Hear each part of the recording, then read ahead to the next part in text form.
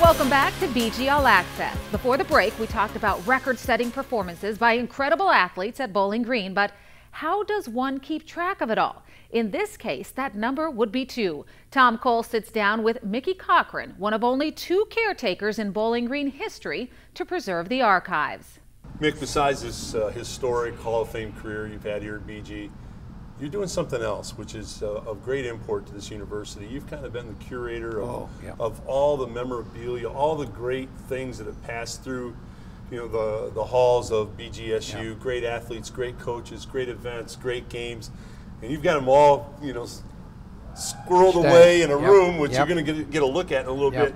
That's a big responsibility to take care of these archives. Talk about that a little bit. Well, this happened. Don Cunningham and I realized we couldn't keep water out of the stadium, and we had all our stuff stored back there, and we've got some photos that are just totally damaged by the water that got in. And we were both still working, and we said, when we retire, we're going to do something. Well, he retired, I think, I can't remember, a couple years before I did, and I retired in '85, and that very summer we started, and it worked out well. I was the artifact guy. I grew up in Maryland with the Civil War all around me, so history was just, I'd go out and dig mini balls at Civil War, things like that. So I was the artifact guy, and Don knew everybody that ever played here. He did his homework, and of course he was the SID. The great years we'd go to the Garden for the NIT and so on. So we kind of melded together, and we got that started right away. And then we began to find things all over campus. And then after a while, people trusted us and said, this is not something fly by night that we're giving you and then it goes somewhere. They knew we were going to preserve it.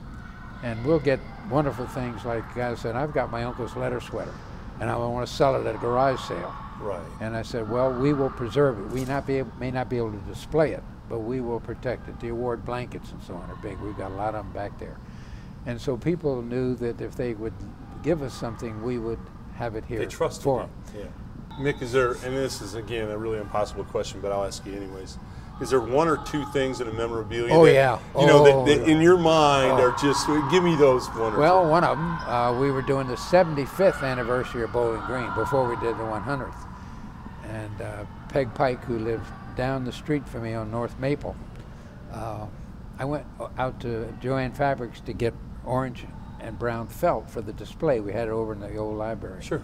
What are you doing? And I said, we're having this display of our antique and athletic memorabilia. And she said, my dad played on the first football team, Herb Troyer, and I've got his pants in my attic. And I said, holy smoke. Oh my gosh. So she got them and we put them on a mannequin.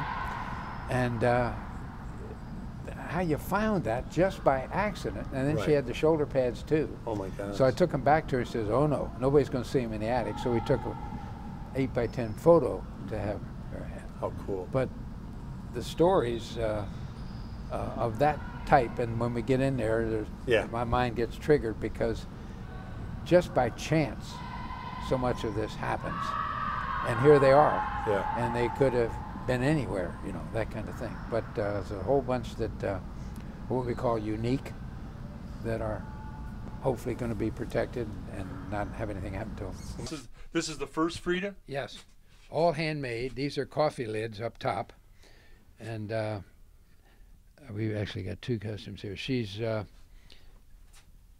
put together on part of a mannequin that we were able to put her on. It was in a box, and I'm trying to think where that came in, and I'm drawing a blank on that one. She looks a little bit like the San Diego chicken that Ted Gianola did. Yeah, you could be right on that. But to have the first of something or one of the early ones of anything is really great. Now, what lady's costume is this for? Well, this is not Bowling Green, but and Ann Bowers used to do that in the archives. We will preserve things of an era to be sure they don't get lost, but 95% of everything. And this was a sports costume? Yeah, this was a women's physical activity costume. Oh, okay. Now these gym class. Yeah, the kids were in gym class. These were the midi blouses and the bloomers that they had. They were in gym class. Now this is linen, and it never wore out, but boy, it didn't breathe at all. Right, a little warm. Awful. Yeah. So depending on how much activity they did, they had to be very uncomfortable after a while, just like this. Yeah, let's go over, let's take a look. This is what we wore when I was coaching baseball. This is a baseball uniform? But we wore this in the summer. Yeah. This is what we wore in Is the that wool? middle of Texas. Yeah. Wow. Same thing.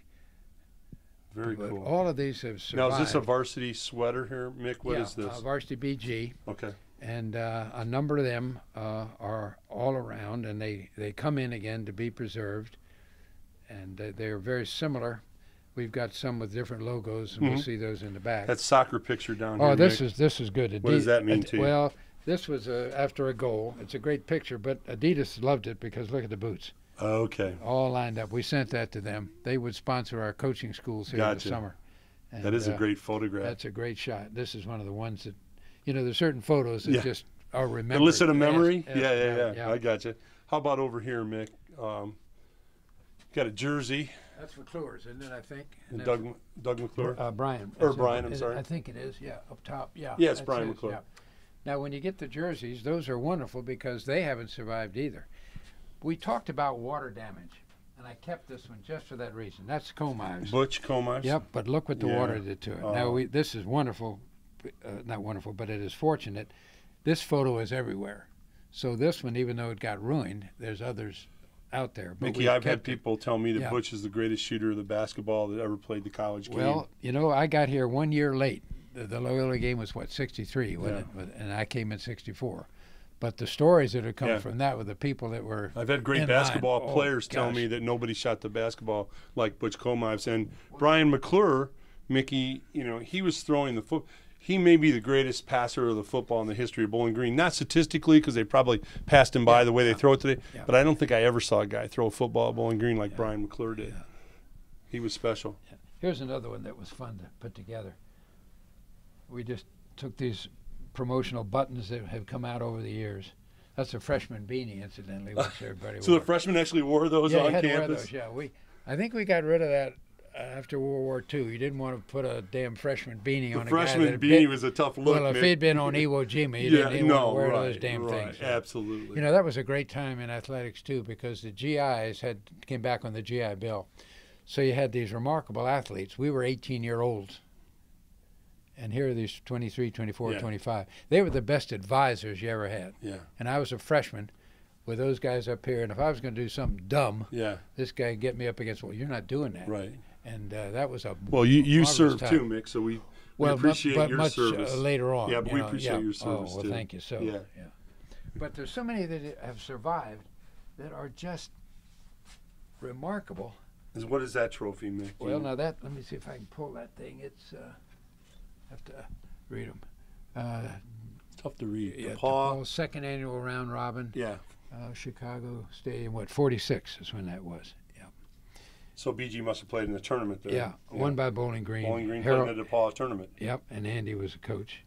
We've got a lot of stuff that has survived from the NIT, and that's kind of neat. And the NIT, for the youngsters out there, the NIT was the tournament. The NIT in the day was what the NCAA is that's today. Right. Yeah. Nothing more important than going to the NIT. Well, we were one of the few teams that had 3 7-footers. We had, here we go again. My memory's going. Otten, Don and Mac Otten. Yep. And then my third guy, and I'm drawing a blank. Okay. He's one of our all-timers. Oh, but all of them were 6'11" and a half. Yeah, or something. right. And these were real 7-footers. And they actually overlapped over about a 5-year period. And I don't know if anybody else had 3 what we call 7-footers consecutively like that. Right. So, and I'll think of my name I'm missing. Just drives me nuts. You've got so much information in there, Mick. Mick, it's been an honor to be able to come back in the archives with you. You're a man of integrity, keeping a history and a tradition alive at BGSU. And it really, thanks for giving us a peek at that. Thank you so much. You betcha. All right, Mick.